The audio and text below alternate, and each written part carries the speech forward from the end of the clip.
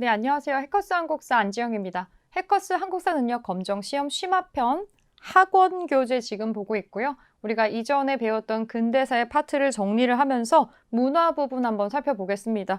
사실은 일제강점기로 넘어가기 직전이어서 별로 정치적으로, 경제적으로는 좋은 모습이 드러나고 있진 않지만 근대라고 시기를 분리해서 부를 수 있을 만한 이전과는 다른 특징들이 등장을 하게 되는데 이전에 없던 시설, 없던 건축물, 그리고 새로운 사상이나 생각과 문화들이 나오게 됩니다. 우리가 꼭 일제강점기뿐만이 아니라 우리 스스로 개화를 하려고 시도를 여러 번 했었어요. 급진적인 방법과 그렇지 않은 방법으로 두루두루 하고 있었고 바깥쪽에서 다른 문화가 들어와서 변화가 생기는 거는 자연스럽게 생겨났었던 부분들도 있었습니다. 그게 어떤 것으로 남아있는지 한번 보겠습니다. 우선은 시설과 건축물 그리고 신문으로 한번 살펴볼 텐데 자, 근대 주요 시설과 건축물 먼저 볼게요. 이 부분은 약간의 암기들이 조금 필요한 부분이어서 여러분 교재에 나와 있는 사진이라던가 이미지 한번 참고해 주시고 쭉 한번 같이 읽어볼 겁니다. 웬만하면 제가 한번 소리내서 읽어드리고 여러분들이 귀로 들으면서 눈으로도 보면서 한번 정리해보는 시간을 가질게요. 자, 근대에 등장했었던 새로운 시설입니다. 우선 가장 도드라진 특징은 이전에 없었지만 근대의 어떤 특징이라고도 할 수 있는 거. 전기의 등장입니다. 전기, 경복궁에 여러분 모두 경복궁 가보셨을 것 같은데 서울 한복판에 궁궐이 여러 개가 있는데 그 중에서도 법궁인 경복궁 안쪽에 경복궁에 들어가시면 가장 안쪽에 고종과 나중에 명성황후가 생활을 했었던 건천궁이라는 데가 있습니다. 이 궁궐이 꽤 커서 안쪽으로 한참 들어가야 되고 저기 뒤쪽에 향원정이라는 예쁜 연못이 만들어져 있는 데가 있는데 그 뒤쪽에 건천궁이 있어요. 그 건천궁에 최초의 전등이 설치가 됩니다. 이게 1887년도의 일이고 최초의 전등을 설치하고 전등을 켰겠죠? 전기로 들어오는. 그래서 보시면 거기가 동양 최초의 전기 발상지라고 표시가 되어 있습니다. 건천궁 앞쪽에 향원정 연못에 보면은 네모난 비석으로 동양 최초 전기 발상지라고 써 있고 여러분들이 전구하면 떠오르는 인물이 하나 있죠? 토마스 에디슨이 있을 겁니다. 에디슨 전기 회사에서 이거를 설치를 해주고 그 비석도 설치를 하고 가게 됩니다. 역사적으로 동양 최초라고 하는 거는 중국이나 일본보다 우리나라에서 전기로 가로등을 켜는 거, 전등. 이 전등을 가장 먼저 설치했다라는 것에 있습니다. 가장 먼저 최초 전등을 설치를 하고요. 그리고 나서 대한제국의 황실하고 그 미국인 콜브란이라는 사람이 합작을 해가지고 한성 전기회사를 설립을 합니다. 왜냐면 맨 처음에 이 전등을 켤 때 가장 힘들었던 게 전기를 생산을 할 수가 없다는 거였는데 그래서 에디슨 전기회사에서 전구를 수입해서 가지고 올 때 휴대용 발전기를 같이 갖고 왔었어요. 그것만으로는 한계가 있겠죠. 이제 궁궐 전체에다가 전등을 켜고 전기를 활용하는 여러 가지 기구들을 쓰게 됐을 때 전기는 발전기만으로는 부족합니다. 휴대용 발전기보다도 직접 생산을 할 수가 있게 되어야 하기 때문에 한성 전기회사라고 하는 게 이미 설립이 됩니다. 전기 설치가 되고 그 다음 해에 바로 한성 전기회사가 설치가 되고 그리고 교통 부분 보겠습니다. 전기랑 연결되는 건데요. 전차가 가설이 됩니다. 약간 좀 짧게 생긴 전기로 가는 지상에 있는 지하철 전기 버스 같은 그런 느낌인데 한성 전기회사가 서대문에서부터 청량리까지 갈 수 있는 전차를 가설을 하게 되고요. 이게 불과 또 1년 뒤에 1899년의 일입니다. 이때에는 또 대한제국이 선포되고 나서 한 2년이 지난 시점이고 여기를 기점으로 해서 대한국 국제라는 것도 발표를 하게 되고요. 이 고종이 이 서양 문물에 굉장히 관심이 많았어요. 긍정적인 관심이 많았습니다. 그래서 보시면 전기회사도 대한제국 황실과 연결돼서 나오는 게 보이죠? 고종이 이런 문물에 근대적이고 아주 긍정적인 시선을 바라보고 있었기 때문에 개화 정책의 하나로 진행이 됩니다. 철도도 빼놓을 수가 없는데 사실 철도는 일제의 수탈하고도 연결이 되기는 하지만 그래도 근대적인 시설이 설치가 됐다는 데 의미가 있습니다. 자, 철도, 최초의 철도는 1899년에 경인선, 서울과 인천을 연결하는 거고요.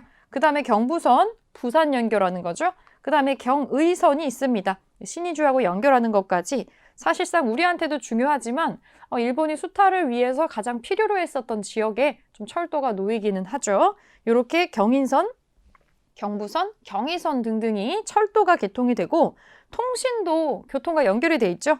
서울과 인천 간에 전신이 연결이 됩니다. 그래서 전화기도 들어오게 되는데 지금처럼 건 사람과 받는 사람이 바로바로 연결되는 건 아니었고 중간에 교환원이 존재를 했었습니다.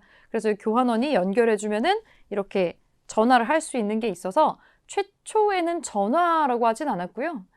덕률풍이라는 글자가 있습니다. 덕률풍. 그러니까 이 전화를 영어로 하면 텔레폰이라고 쓸 수 있잖아요. 이 텔레폰을 영어 단어니까 그대로 가장 비슷한 소리가 나는 한자를 가져다가 붙였어요. 덕률풍이라고. 그래서 이걸로 궁궐에도 이제 전화가 가설이 되고 여러 가지로 새로운 문물이 쓰이고 있는 모습을 볼 수가 있습니다. 지금 덕수궁이나 창덕궁에 가보시면은 그때 그 시절에 들어왔었던 그 시절에 설치됐었던 전기, 전등의 어떤 흔적 같은 것도 다 보실 수 있게 남아있는 거를 확인할 수 있어요.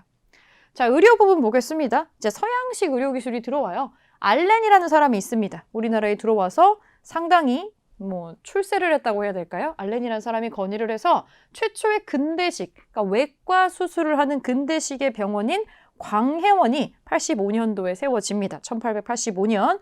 근데 세워지고 나서 한 달 정도 있다가 바로 이름을 제중원으로 바꿨어요.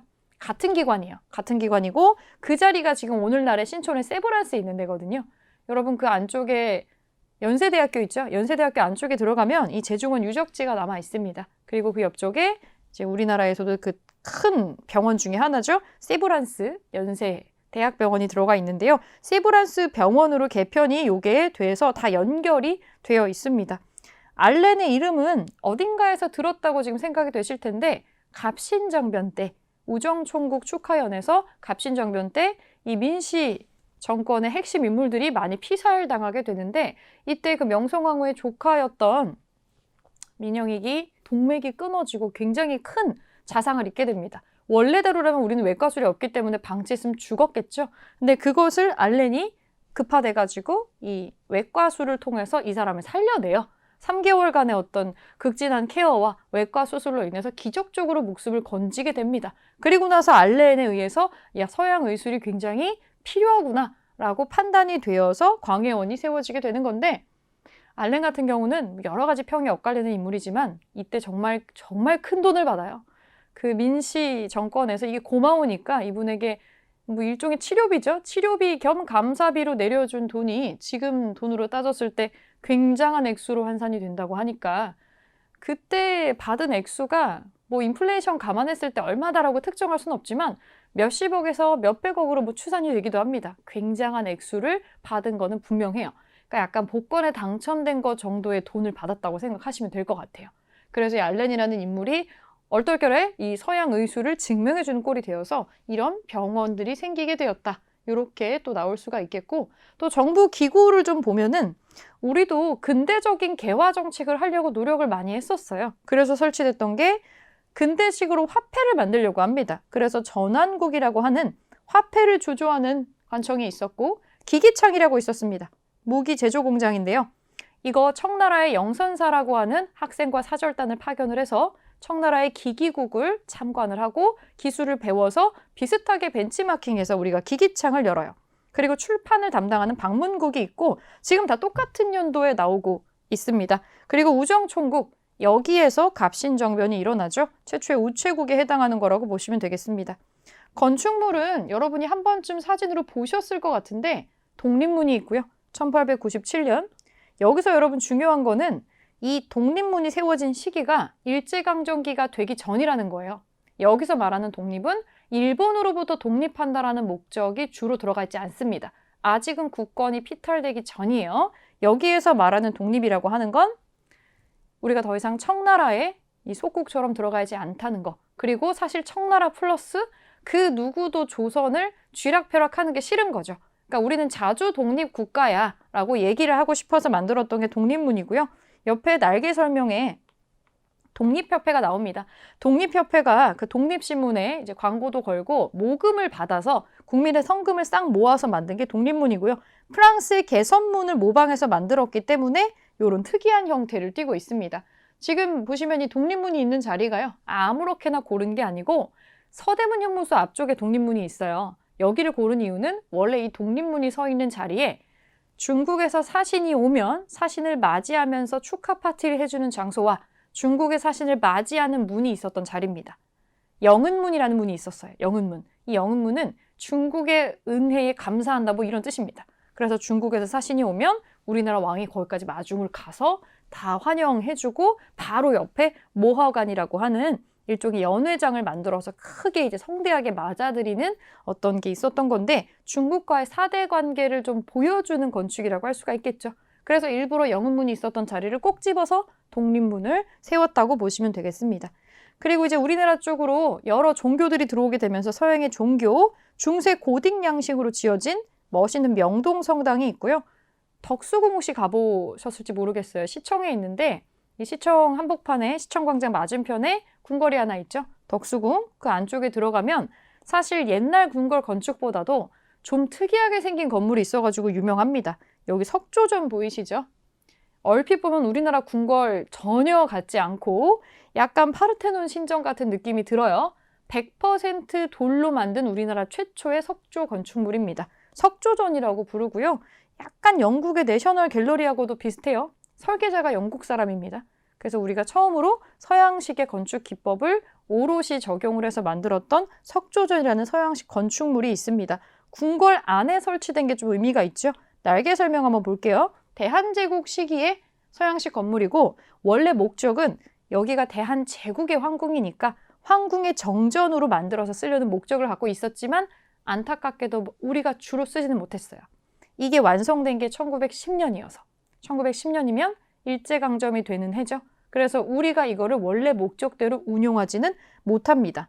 요거는 일본에 의해서 여러 가지로 운용이 되다가 광복이 되고 나서는 우리가 광복이 되고 나서 바로 대한민국이 생기지 못했거든요. 3년간의 공백이 있어요. 이제 우리 어떻게 할 거냐를 놓고서 여기서 미소 공동위원회 같은 거 열립니다. 미국과 소련이 여기에서 협의를 했다라는 거예요. 그런 걸로도 이제 역사가 깊은 건물이 되겠습니다. 가장 어려운 것 중에 하나가 또 여기 신문인데 신문이 좀 종류가 많아요.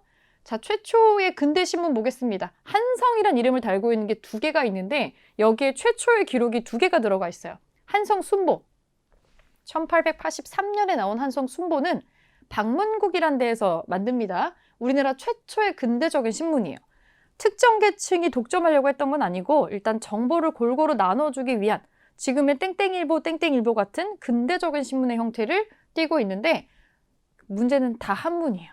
이전까지 썼던 특징이죠. 정부에서 발행한 한계점이기도 한데 순 한문으로 만들어져 있고 순보라고 하는 게 간격이 보통 열흘이에요. 그래서 열흘에 한 번씩 간행이 됐고요. 정부가 어떤 정책을 하고 있는지를 알리는 일종의 관보, 정부를 대표하는 관보의 성격을 갖고 있습니다. 우리나라 최초의 신문이고요. 그리고 한성 주보는 주보라는 이름에서 알 수 있듯이 일주일에 한 번씩 나오는 거고 국한문 혼용체를 합니다. 한문으로만 하니까 사람들이 불만이 있었겠죠. 한자를 모르고 한문을 읽을 수 없는 사람은 그 신문을 읽을 수가 없습니다. 여기에 불만을 접수하고 뭔가 개선했겠죠. 그래서 그 다음에 나오는 한성 주보는 국문도 들어가 있고요.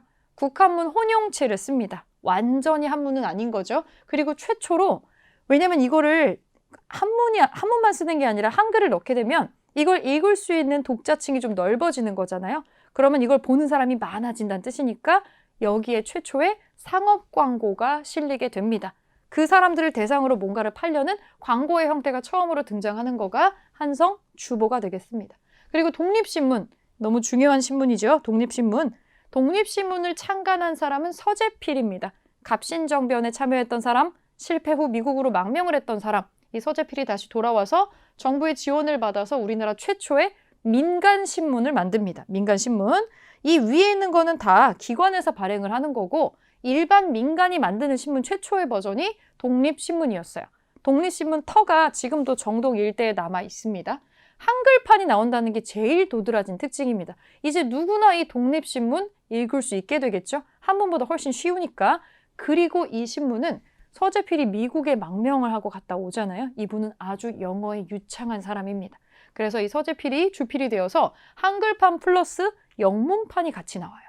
그러면 외국인들에게 우리나라 내부의 상황을 알려주는 굉장히 중요한 가교 역할을 할 수가 있겠죠. 한글판 그리고 영문판이 나와서 외국인이 읽을 수가 있더라. 이거 되게 중요한 특징이고 최초로 한글의 띄어쓰기가 나와요. 그래서 사람들이 기사를 읽을 때 조금 쉬워지게 됩니다. 점점 신문이 발달하는 모습이 보이죠. 더 많은 사람이 더 쉽게 읽을 수 있게 발전하는 모습을 보여주고 있습니다. 그리고 나서 내오는 게 제국신문이라는 게 있습니다. 이것도 마찬가지로 한글로 나와요, 한글. 이 한글로 발행한 신문이고 사람들을 좀 일깨울 수 있는 내용의 어떤 그런 것들이 들어가 있습니다. 제국이라는 이름 때문에 좀 딱딱한 신문이라고 생각을 많이 하는데 순서상으로 독립신문 뒤에 등장을 하기 때문에 그러니까 제국민을 계몽시킨다 이런 뜻으로 기억을 좀 해주시고 마찬가지로 한글이더라 요거 기억해 주시고요. 한글. 황성신문이 있습니다. 제국신문과 황성신문은 발행 기간이 똑같아요. 제국이랑 황성은 좀 일치가 되는 면이 있기는 하죠. 황성이라고 하는 거는 황제의 국가라는 걸 조금 강조하는 특징을 가지고 있습니다. 그래서 사실은 특정 계층을 타깃층으로 하고 있는데 아직도 우리 국민의 대부분을 중요한 영향력을 행사하는 사람들에는 유생층이 있어요. 성리학에서 완전히 벗어나지 못했잖아요. 우리가 아무리 신분제를 없애고 한다 하더라도 유생층을 대상으로 약간 민족주의를 좀 고취시키는, 왜냐면 잘 떠올려 보시면 을사의병, 을미의병 보시면 의병장들이 주로 이런 유생입니다. 나라를 구하기 위해서 일어나는 성격의 약간 민족주의적 성격을 가지고 있는 사람들 대부분 유생층이 많았다라는 거죠. 그런 타깃을 삼고 있고 국문과 그래서 한문이 좀 들어갑니다. 유생들은 한문을 더 쉽게 느끼는 경향이 있죠. 국한문은 혼용한 신문이 나오고요. 그리고 바로 이 황성신문에 을사늑약을 체결한 직후에 장지연이 시랴 방성 대국을 게재하고 이것 때문에 체포가 됐었죠. 이제 우리나라는 망했다, 끝났어. 약간 이런 내용으로 일본을 비난하고 한탄하는 내용이 들어가 있었습니다. 황성신문. 자, 그리고 정말 중요한 걸로 대한매일신보가 있을 수 있겠습니다. 이 이름 꼭 기억을 해주셔야 될 것 같아요. 1904년에 러일 전쟁이 일어나던 그 해에 열리게 됐는데 1910년 이제 우리가 완전히 국권을 빼앗기던 그 해까지 발행이 됐었던 겁니다.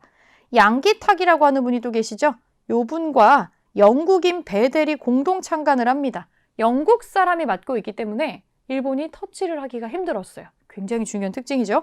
가장 많은 독자층을 보유하고 있었습니다. 우리나라의 의병 활동을 아주 호의적으로 보도했고 국제보상운동이 전국으로 확산될 수 있게 중요한 중간다리 역할을 또 해주고요. 을사늑약이 무효다라고 하는 고종의 친서를 올립니다. 약간 문화 독립운동했다라고 보시면 될 것 같아요. 부당성을 강하게 주장을 했고요. 다만 이 대한매일신보는 국권을 피탈당하고 나서는 약간 총독부 기관지처럼 성격이 변질되긴 합니다. 요 베델도 별로 오래 못 살고 죽었어요. 얼마나 눈에 가시였겠어요. 베델이 죽을 때에도 정말 루머에 시달리면서 일본에 의해서 재판받으면서 끌려다니다가 굉장히 고생 많이 하다가 30대 젊은 나이에 거의 요절에 가깝게 사망을 하게 되는데 이 베델이 죽을 때 나는 죽어도 이 신문이 끊어지지 않게 해라라고 하는 유언을 남기고 죽을 정도였어요. 우리나라에서는 독립운동에 대해서 언급을 할 때 많이 나오는 외국 언론인이기도 합니다. 요분의 이름 좀 기억해 주시고 신문을 쭉 정리를 했습니다. 이거는 지금 당장 여러분들이 외우기 좀 힘드실 테니 문제를 풀면서 정리를 해보시면 될 것 같아요. 이미지가 나온다면 이런 부분. 그리고 추가적으로 많이 나오는데 의외로 잘 모르시는 분이 양기탁이라는 분이 있는데 양기탁 어딘가에서 지금 자주 들어본 이름이죠. 이전 주제에서도 양기탁이 한 일을 한번 볼게요. 독립협회에서 만민공동회 할 때 거기에 간부로 활약했었던 모습, 영국인 베델과 요 신문, 대한매일신보를 창간했었던 업적, 국제보상운동을 한쪽에서 주도하기도 하고요. 안창호 선생과 같이 신민회를 조직하신 분이기도 합니다. 굉장히 여러 가지 활동의 다방면으로 이름이 들어가 있는 양기탁이라는 분의 이름도 같이 기억을 좀 해주시고 자, 이거 사료 어떻게 나오는지 볼게요. 근대의 시설. 근대 시설의 설치 시기를 많이 물어보는데 이거 어렵습니다. 약간 외우기는 해야 돼요. 사실은 앞뒤 관계를 파악할 수 있는 게 있기는 하지만 어느 정도의 암기를 요구하는 부분이기는 합니다. 연도를 같이 외워야 되는 다소 까다로운 부분이에요. 자, 전등을 설치한 거, 전등을 처음 설치하죠. 에디슨이 설립한 전기회사가 우리나라로 들어와가지고 경복궁에 전등 가설 공사를 수주했다라는 기록이 나옵니다. 경복궁에 발전 설비가 마련되고 건천궁에 조선 최초의 전등이 생기더라. 1887년도의 일입니다. 1887년에 에디슨 전기회사의 도움으로 경복궁 건천궁에 조선 최초의 전등이 가설되었다. 이때는 아직 명성황후 살아있을 때죠. 자, 전차가 개통되는 거 우리나라 최초의 전차 개통 1899년이고요. 요 해에 한성전기회사가 신문에 안전주의사항으로 뭔가 광고 비슷한 걸 낸 게 있습니다. 그런 걸 사료로 많이 가지고 오기도 하고요. 요 1899년도라는 요 연도에 매우 많은 일이 있기 때문에 요 연도는 좀 기억을 해주시면 좋을 것 같습니다. 그래서 이 전차가 서대문에서부터, 광화문 일대의 서대문에서부터 종로랑 동대문을 거쳐서 청량리까지 연결이 되는데 지금 그 광화문역이랑 서대문역 사이에 서울역사박물관이라는 박물관이 있어요. 그 박물관 앞쪽에 야외에 실제로 1960년대까지 운행이 됐었던 마지막 전차 중에 하나가 거기 전시가 되어 있습니다. 야외에 노출 전시가 되어 있고 실제로 이 기차 레일 같은 전기 선로가 남아있는 것도 일부 확인을 해보실 수 있어요. 진짜 전차고요. 안에를 들어가 볼 수 있게 전시 장소로 지금 활용이 되고 있습니다. 이것도 참고해 주시고 광해원, 서양식 의료 우리나라에서 언제 처음 한 거지? 요것도 문제 많이 물어보는데 광해원이라는 데가 있죠. 바로 한 달 뒤에 재중원으로 이름이 바뀌고 그게 세브란스 병원이 됩니다. 세브란스 병원은 그 병원을 세울 수 있게 기부금을 내준 사람의 이름이 세브란스예요. 그래서 세브란스로 들어가 있고 원래는 그 옆쪽에 연희전문학교가 있었잖아요. 그 연희전문학교하고 세브란스하고 합쳐가지고 연세가 되는 겁니다. 이렇게 이름의 유래가 있고 자, 헤론이라는 외국인이 있습니다. 우리나라 최초의 근대식 병원인 여기에서 의사로 근무를 했대요. 초창기에는 이 건립을 주도했었던 알렌이 있었는데 이 사람이 미국으로 돌아가 버려서 이 진료 업무를 헤론이라는 사람이 담당을 했고 고종한테 정식 품계까지 받았던 사람입니다. 광해원과 재중원 같은 이름인데 최초의 서양식 병원에 대한 얘기도 기억을 해주셔야겠죠. 근대 신문 한번 보겠습니다. 근대 신문, 독립신문 많이 나옵니다. 독립신문. 서재필에 대한 언급 때문이기도 하고요. 그리고 최초로 한글판이 있었고 영문판도 있고 띄어쓰기가 있다. 여러 가지 중요한 특징들이 나오죠. 우리나라 사람들도 두루두루 볼 수가 있고 우리나라에 들어와 있었던 외국인들도 이 소식을 볼 수가 있는 되게 중요한 역할을 했었죠. 그리고 제일 많이 나오는 건 뭐니 뭐니 해도 대한매일신보가 되겠는데 영국 사람 베델과 우리나라의 민족 독립운동가죠. 양기탁이 함께 창간을 했고요. 여기에 항일 논설이 많이 실려요. 박은식과 신채호 선생은 한 번쯤 들어보셨을 텐데 이분들의 논설을 실었다는 것 자체가 우리 편에 많이 서 있는 어떤 신문이었다. 이렇게 볼 수 있겠죠. 일본의 사전 검열은 안 받을 수 있었어요. 왜냐하면 영국인이 관여를 하고 있었기 때문에 외국인이 발행하는 신문이니까 일본인이 와가지고 하지마라고 할 수는 없었겠죠. 그래서 여기를 활용해서 일종의 문화 독립 운동 같은 활동들이 진행이 되는 것으로 보시면 되겠습니다. 자, 그러면 근대의 또 다른 특징이죠. 교육기관과 우리나라의 어떤 학문이나 사상을 연구하는 건 어느 방향으로 들어갔을까? 교육기관 보겠습니다. 이것도 자주 나오죠. 자, 우리한테 처음으로 근대식으로 만들어진 학교는 뭘까? 머릿속에 여러 가지 이름이 떠오르실 텐데 뭐든지 최초가 사실 내기가 좀 쉽죠. 최초의 근대식 교육기관, 원산학사라고 있습니다. 여러분 머릿속에 원산은 두 가지로 떠올라야 돼요. 우리가 그 강화도 조약으로 강제로 개항했던 세 개의 항구 중에서 원산항이 있습니다. 그리고 원산학사가 있습니다. 이렇게 두 가지 생각해 주시고 이 원산 지역의 덕원부사 정현석과 덕원 원산 주민들이 관과 민이 합심을 해서 우리나라 최초의 근대식 사립학교를 만드는 게 원산학사입니다. 외국어를 가르쳤고요. 근대식의 학문과 무술교육을 같이 가르쳤다라고 되어 있습니다. 여기서 중요한 점은 최초의 근대식 학교, 그리고 관민 공동인 거죠. 관과 민이 합심을 해서 만든 사립학교라는 거죠. 나라에서 만든 게 아니고 여기 관청과 주민의 합심으로 만들어진 관립이 아닌 사립학교라는 점을 좀 기억을 해주시고요. 자, 동문학이라는 학교가 있습니다. 요거는 통역관 양성입니다. 외국과의 여러 가지 교류 관계가 있기 때문에 정부가 통역사를 양성하기 위해서 설립한 외국어 전문 교육기관이 동문학이고요. 가장 많이 들어본 거 아마 이 유경공원도 좀 들어가 있을 것 같은데 정부가 설립했었던 서양식 근대교육기관이고요. 지금 유경공원이 있었던 자리에 서울시립미술관이 들어가 있습니다. 거기 앞쪽에 조그맣게 표석이 남아 있어요. 외국어 플러스 근대 학문을 교육을 했고요. 좌원과 우원이라는 걸로 지금 운영이 됐고 젊은 현직 관리를 가르치는 데가 좌원. 우원은 관직에는 나가지 않았는데 일단 양반들의 자식들을 입학을 시켜가지고 공부를 시키는 이 두 가지로 좀 운영이 됐었고요. 외국인을 직접 교사로 썼다라는 게 가장 큰 특징 중에 하나입니다. 미국인 헐버트와 길머워 등등 외국인들을 교사로 초빙을 했었죠. 자, 헐버트의 이름도 자주 등장을 하죠. 헐버트. 이 사람은 푸른 눈의 독립운동가라고도 어떻게 보면 불리는 사람이에요. 우리나라에 많이 애를 써준 부분이 있고 특히 고종과의 친분 관계가 두터웠죠.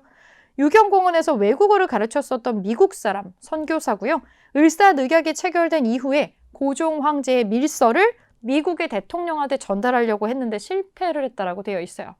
이분이 돌아가시기 직전까지 다큐 같은데 종종 나왔는데 고종이 전 세계에 흩어져서 감춰뒀었던 고종의 독립 비자금이 있어요. 그 비자금의 위치를 헐버트한테만 알려줬다라는 얘기가 있었습니다. 그래서 이런 거를 바탕으로 여러 가지 다큐라던가 방송에 짬짬이 출연을 하셨었는데 이게 뭐 진짜인지 아닌지는 알 수가 없는 일이긴 하죠. 하지만 상당히 고종이 이런 밀서까지 맡길 정도로 신뢰했었던 인물이다라고 볼 수 있겠습니다. 그리고 여기 한성 사범학교 나오는데 이거는 선지 예시에 많이 나옵니다. 고종이 교육 입국 조서라는 걸 반포를 하죠. 제2차 갑오개혁이 일어나게 되면서 교육 입국 조서를 반포를 하고 근대식 교육기관이 얼마나 중요한지에 대한 얘기를 하게 됩니다. 그래서 이거를 계기로 관리학교로 만드는데 목적이 학생을 가르치는 게 아니고 학생을 가르치려면 학교를 만들어야 되고 학교를 운영하려면 거기에서 일할 교사가 필요합니다. 교원을 양성하는 학교여서 사범이라고 들어가 있는 거고 연결된 과정은 고종이 교육 입국 조서를 반포해서 그걸 계기로 만들어진 선생님 만드는 학교, 한성 사범 학교라고 보시면 되겠습니다. 기타 등등으로 지금 정동 일대에 유경공원이 처음에 만들어졌던 그 정동 일대에 여러 가지 최초의 근대식 학교들이 많이 있었어요. 대표적으로 배제학당이 있습니다.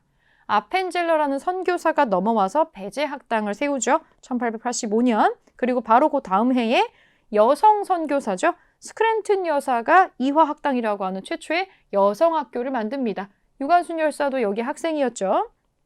이렇게 근대식의 학교의 역사가 정동 일대에서 펼쳐진다는 거 한번 보시고 자, 우리나라 국어, 국학 이런 거 어떻게 연결되고 있었을까? 국학 연구에서 두 가지 파트로 언어와 역사를 보겠습니다. 국어 연구, 주시경, 한흰샘이라고 순 한글로 이름 쓰죠. 주시경, 지석영 선생님 등등이 국문연구소라는 거를 만들어서 이 국문연구소 여기 나옵니다. 1907년에 대한제국의 학부 안에 설치된 기구라고 나오고 있습니다. 실제로 국학을 연구하는 기관이 있었다라는 거예요. 한글의 문자체계에 맞춤법의 원리를 정리하는 아주 중요한 작업을 합니다. 한글의 문자가 어떻게 만들어지고 어떤 원리를 갖고 있는지 정리를 한번 싹 하는 거죠. 그리고 국사 부분에서 빼놓지 않고 나오는 분이 신채호 선생이죠. 이순신전, 을지문덕전 이런 영웅전을 많이 해요. 신채호 선생이 요거 하고요. 방의식 선생은 영계소문전을 저수를 합니다. 전기문을 주로 만든 이유는 우리의 역사의식이나 민족의식을 사람들한테 조금 고취시켜주기 위해서 이런 스토리를 많이 골랐어요. 자, 문예활동 보겠습니다. 자, 문학 파트에서 이거 학교에서 교육과정에서 많이 배우시죠? 이인직의 혈의누, 안국선의 금수회의록, 신소설이라는 장르가 등장을 하고요. 최남선, 잊을 수가 없는 이름이죠. 최남선. 해에게서 소년에게라고 하는 최초의 신체시가 소년의 잡지에 게재됩니다. 최남선, 나중에 친일파가 되는 인물이죠. 자, 연극도 생기게 되는데 최초의 서양식 연극장, 서양식 극장인 원각사라는 게 있습니다. 원각사. 지금은 원각사를 계승한다라고 하는 정동극장이 그 정동 일대에 들어가 있는데 사실 진짜 원각사 터는 그쪽은 아니고요. 지금 저기 서대문 옛날에 있었던 지역 쪽으로 조금 오면은 거기에 되게 큰 교회 하나 있어요. 그 교회 자리에, 그 세문안교회 자리에 원래는 원각사가 있었습니다. 여기서 은세계나 치악산 등등등 여러 새로운 서양식 양식을 차용한 공연이 올라갔다. 요것도 한번 봐주시고 선지의 하나로 나올 수 있어요. 선지의 하나. 요건 자주 봐주는 거 말고는 눈에 익힐 또 다른 어떤 지름길 같은 건 없죠. 자주 많이 봐주세요. 자, 개념 확인 퀴즈로 완성해 보겠습니다. 다음 설명이 맞으면 0표, 틀리면 X표 하세요. 1887년 경복궁 건천궁에 최초로 전등이 가설되었다. 이건 맞는 얘기죠. 향원정 바로 뒤쪽입니다. 한성주보는 1883년에 창간된 우리나라 최초의 신문이다. 주보가 아니고요. 한성 순보죠. 한성주보는 한성순보 다음에 나오는 겁니다. 아니네요. 원산학사는 우리나라 최초의 근대식 사립교육기관이다. 맞는 설명입니다. 요건 동그라미. 자, 2번. 1899년에 우리나라 최초의 철도인 경인선이 개통이 되고요. 경부선은 1905년에 개통됩니다. 유경공원에는 헐버트가 교사로 초빙이 되었죠. 멜랜드루프는 관리로 왔던 사람이고 교사로 들어온 사람이 아닙니다. 박은식, 주시경 중에서 연개소문전을 쓴 사람은 박은식이 되겠습니다. 박은식. 자, 교육기관 어떻게 나오냐면 원산학사 관련된 내용으로 사실 이게 어려운 게 원산이라는 글자가 이쪽에 안 나와요. 이 사료를 보시면 덕원이라는 인근지명이 같이 나오고 여기서 힌트는 뭐냐면 표시가 안 돼 있는데 해안의 요충지에 있고 개항지가 되어서 소중함이 다른 곳에 비할 바가 아니다라는 거예요. 원산. 처음에 우리가 개항했었던 세계 항구 중에 하나죠. 원산항. 그래서 개항장이었다라고 하는 게 사실은 되게 중요한 특징이 됩니다. 인재 선발, 학교 설립, 그래서 관민이 합심해서 학교를 세웠다. 이게 중요한 특징입니다. 최초의 근대식 사립학교, 원산학사. 그리고 유경공원은 정부가 만든 신식학교예요.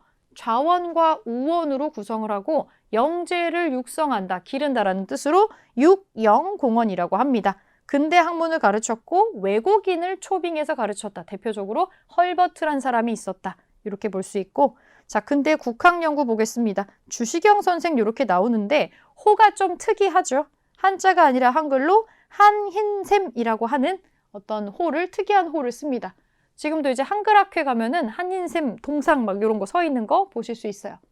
독립신문서의 교보원으로 활동을 했고 큰 보자기에 책을 놓고 다니면서 학생들에게 국어를 가르쳐서 주보딸이라는 별칭을 가지고 있더라. 주씨라는 게 지금 또 힌트로 나오죠. 주시경 선생의 이름을 기억해 주세요.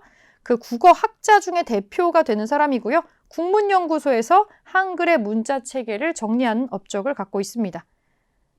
자, 퀴즈 풀어보겠습니다. 광해원에 대한 설명. 고종의 황제 즉위식이 거행된 장소는 광해원이 아니고 시청 앞쪽에 있는 환구단입니다. 알렌의 건의로 세워졌죠, 광해원. 독립신문에 관련된 설명은 최초로 상업 광고를 실었다. 이건 한성주보죠. 한성주보고 우리나라 최초의 민간신문이라는 게 이 독립신문에 맞는 설명이고요. 자, 한성사범학교에 대한 설명은 교육 입국조서 반포를 계기로 설립이 된 거 맞죠? 학교 만들려고 그러면 교사 양성해야 되잖아요. 전국의 부, 모, 군, 현에 하나씩 설립이 된 거는 향교입니다. 향교. 자, 전차가 개통된 이후의 사실은 경의선이 완공이 되겠죠. 전차가 개통되고 나서 기차도 열리죠. 기차도 열리고 경인선, 경부선, 경의선이 차례로 설치가 됩니다. 기기창에 설치되는 것은 전차 개통 이전입니다. 1883년도에 이제 우리가 그 이전에 영선사를 파견을 해서 기술을 좀 배워오고 이 청나라의 기기국을 모방한 기기창을 설치하죠. 그래서 이거 1번으로 답을 찾아주면 되고 전차 개통 이전의 사실이기 때문에 기기창 설치는 아니에요. 경의선을 필두로 하는 여러 가지 기차들이 이전에 경부선, 경인선 등등등 기차가 나오는 거는 전차 비슷한 시기하고 전차 이후에 진행되는 사실이라는 거 같이 확인해 주시면 되겠습니다. 전차하고 기차하고 뭐 전신 이건 다 같이 연결이 되어 있어요. 자, 이거 실제 기출 어떻게 나오는지 보겠습니다. 문제 8개 정도 정리해 볼게요. 자, 밑줄근 기억 시기에 볼 수 있는 모습으로 가장 적절한 것은 이거 좀 어려운 문제입니다. 연도 문제가 제일 어렵죠. 자, 기억 시기 문제 볼게요. 견거가 지금 전차라고 지금 나오고 있고요. 이 자료는 우리나라에서 최초의 전차가 개통된 해에 한성전기회사가 신문에는 안전주의사항입니다. 라고 내용이 나오고 있습니다. 최초의 전차가 개통된 해 1899년입니다. 이때 매우 많은 일들이 일어났었어요. 이때 볼 수 있는 모습으로 제일 적절한 거 찾아보겠습니다. 북학일을 저술하는 학자 박제가잖아요. 조선 후기 실학자입니다. 시기 맞지 않네요. 한참 이전이에요. 대한국 국제를 반포하는 황제.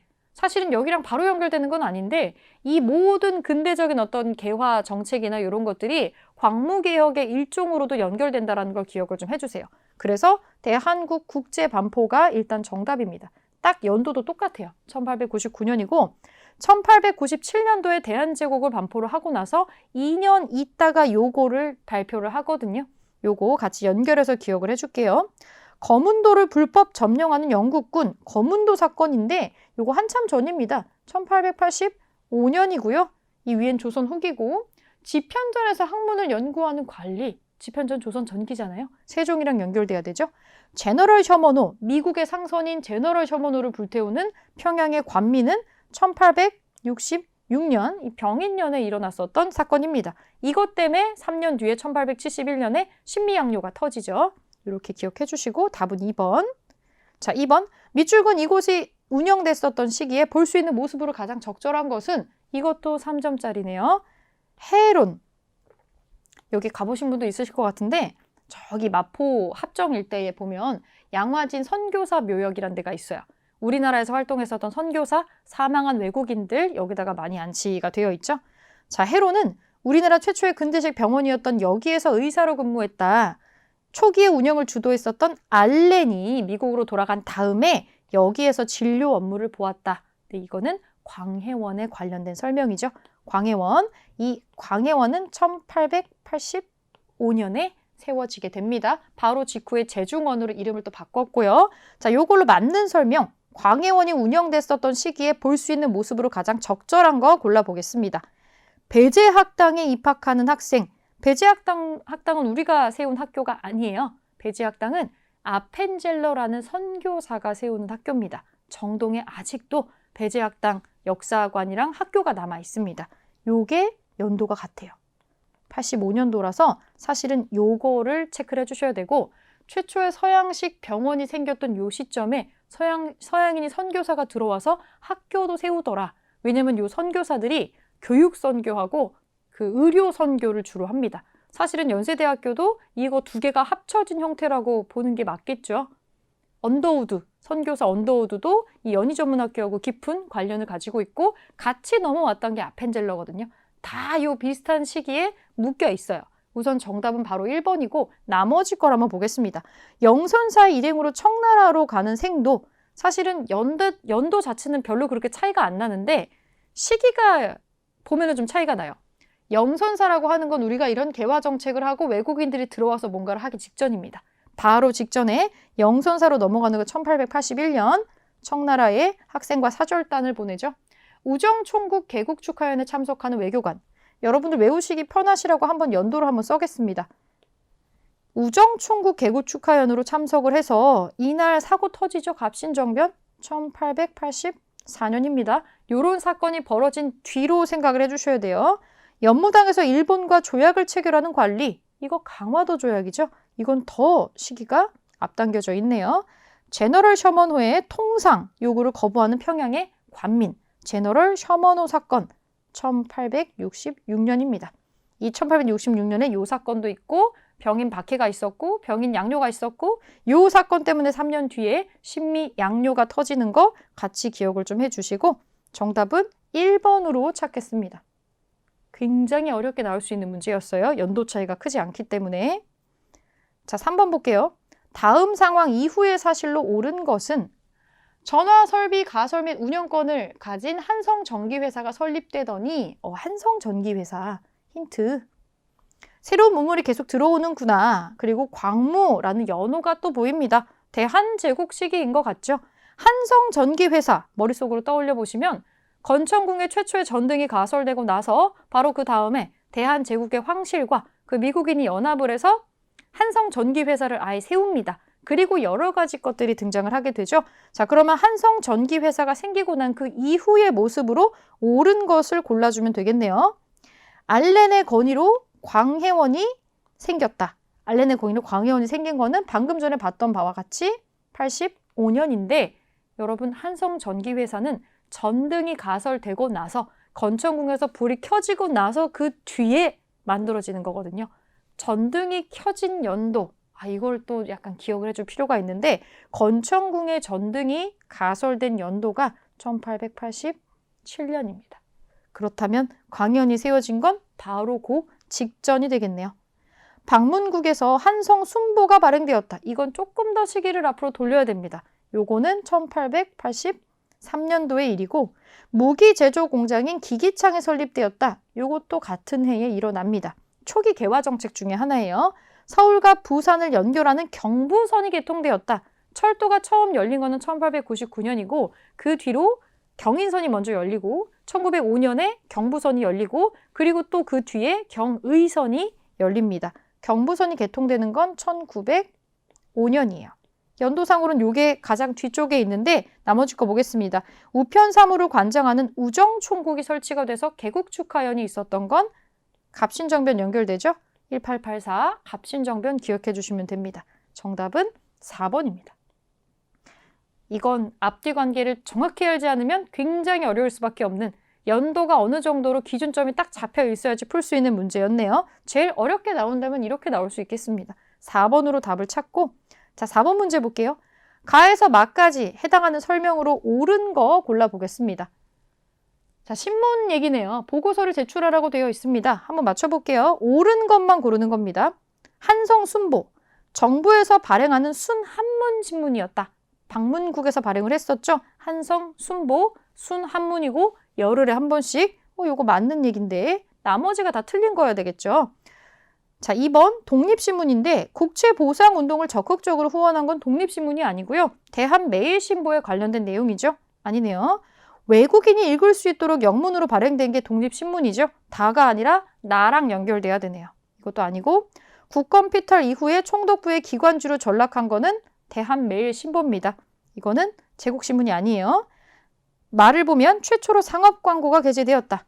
여기에는 해당 사항이 없습니다. 최초로 상업 광고가 나오는 거는 한성주보입니다.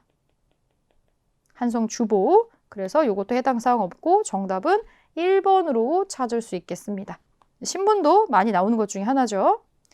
자, 뒤쪽에 마지막 문제 페이지들 보겠습니다. 다음 검색창에 들어갈 신문에 대한 설명으로 옳은 것은 문화유산인데요. 영국인 베델과 양기탁, 결정적인 힌트죠.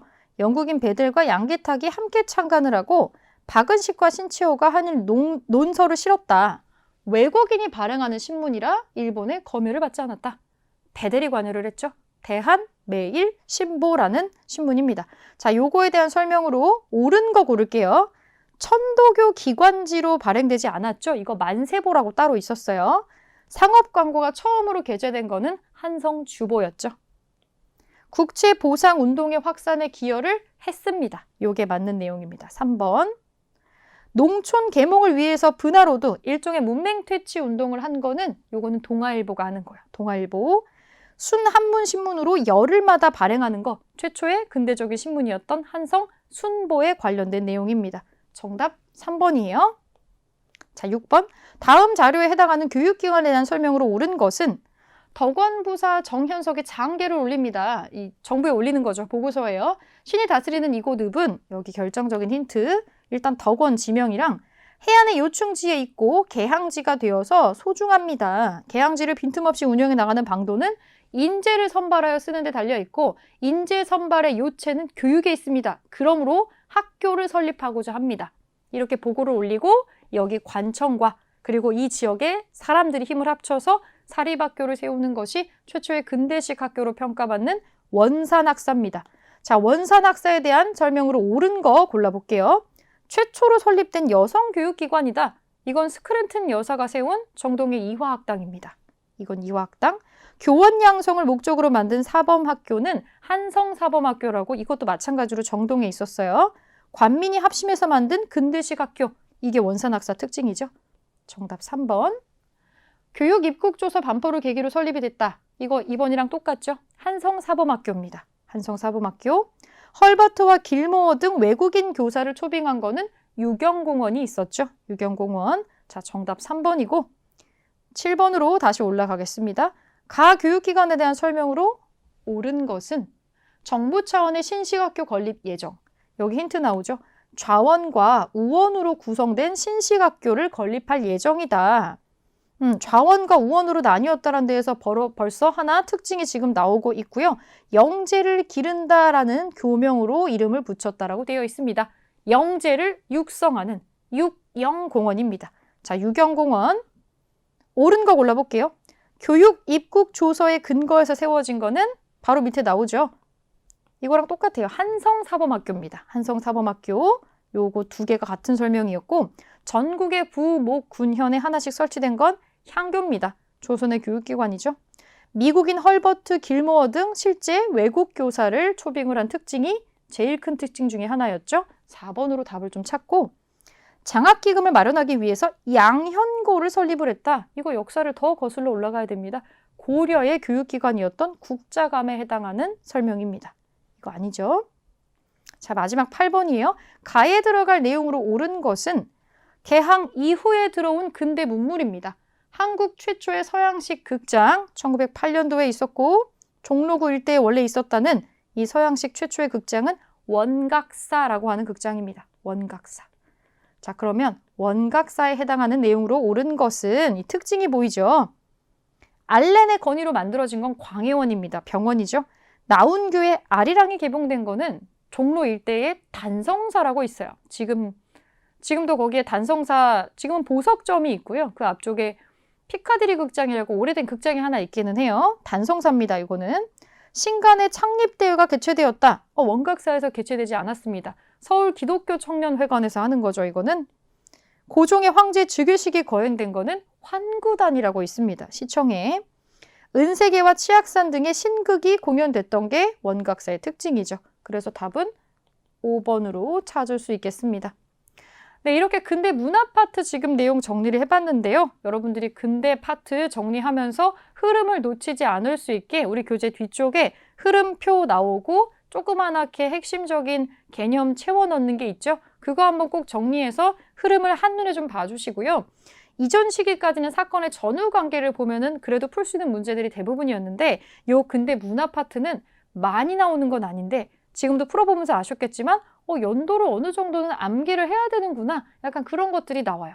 실제로 있었던 어떤 문물이 들어와서 설치됐었던 연도의 순서를 가지고 문제를 많이 내기 때문에 암기가 약간 필요한 부분이기는 합니다. 다행인 거는 중요한 것들이 좀 정해져 있어서 반복적으로 출제가 된다라는 거죠. 그래서 여러분들이 사실은 기출문제에서 이 파트를 조금만 풀어보셔도 요거에 해당하는 내용이구나 이렇게 정리를 할 수가 있을 겁니다. 네, 근데 문화 파트 여기서 정리를 하고요. 이제 다음 주제로는 다음 시간에 일제강점기를 새롭게 시작하도록 하겠습니다.